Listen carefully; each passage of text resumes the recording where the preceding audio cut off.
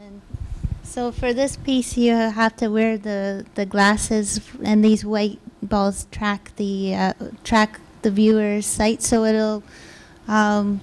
it'll change the projection to suit the person wearing the glasses. So my idea for this was to create, like I said, one of my pieces that I did for Interzone 002. And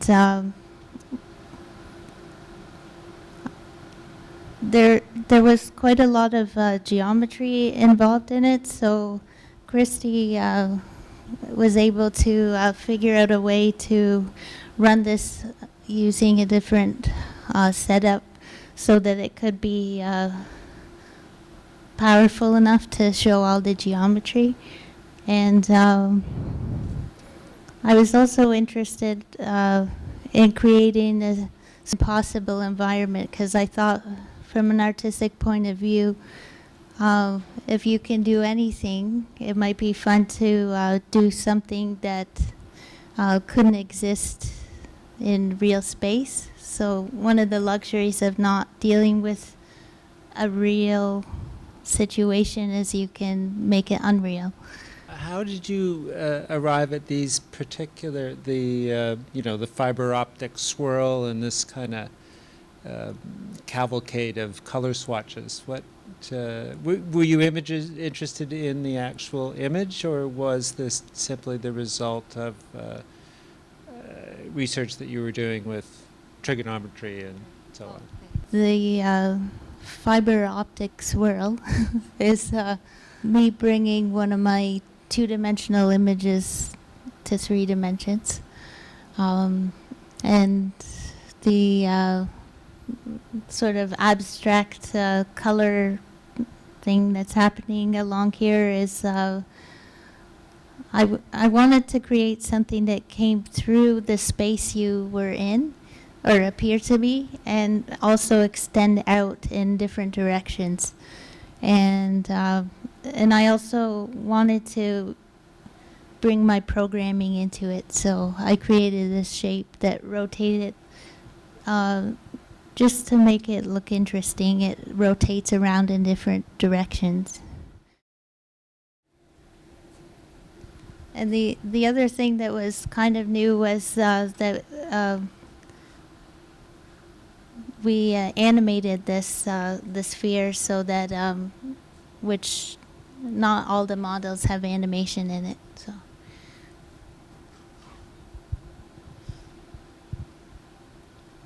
Is that good? So that's good. Do you guys have any questions or comments? Sorry? Can she do the salsa? Tara, can you do the salsa?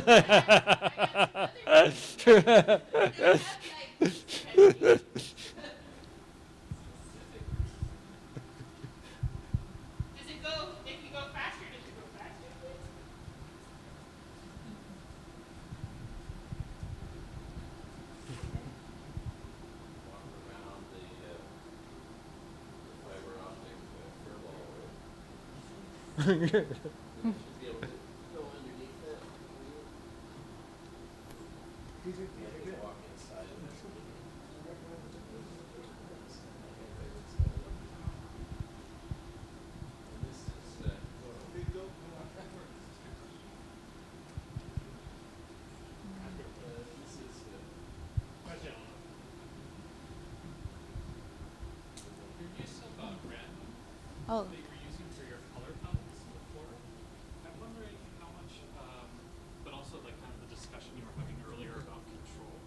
So I'm wondering like what elements and I think I was just trying to be more playful, because I was only here for 3 months, so I just wanted to maybe have a little less control, just to it forced me to think in a different way, so yeah, more playful. If I had the opportunity to exhibit a 3-dimensional environment, I would definitely have more ideas, so this sort of opened up possibility for me. I had realistic goals, so for me, just to even have something animated in there is something I hadn't seen before. So it's not. I mean, if I was to do something that was very animated, like I don't know, like a bunch of spheres bouncing around or something, I would have to conceptualize that. This was very much a static piece, so I just sort of added the movement just to see how it would look. So in the spirit of being playful and experimental, just tried it out. But it would be fun to do something that was more animated. I designed the piece to really just be static so that it would only be moving with the viewer that had the glasses. But I was just sort of curious to, because I can, I thought I would have something animated in there just out of a technical curiosity, sort of, and just to see, just to make it a little more dynamic, I guess. Well, most of the models that are in there, and my model to start with, is just an environment that doesn't move. It only changes the perspective based on the person with the glasses. So they're using a system, in this case it's WorldViz, which is able to take the model and view it from different perspectives based on where those markers are on the glasses. So I don't know, I wouldn't call that an animation. I'm not technically used to talking about the software, so but the animated part is the ball is spinning. So that will spin even if the person wearing the glasses is standing still. So that I would call animation. And I imagine you could really animate the place, like you could make it like, you know, an aquarium with jellyfish where they're all animated. You could probably do that. It would take a lot more work animating all those things, probably. I want to thank Laura for all the work that she's put into the residency. I know that it was kind of an overwhelming experience for her at first to come and work at Christie and work at Communitech. So I want to thank you for your commitment to this program. I think it's been really a great success for Cafka and for Christie, and we really want to thank you. I also want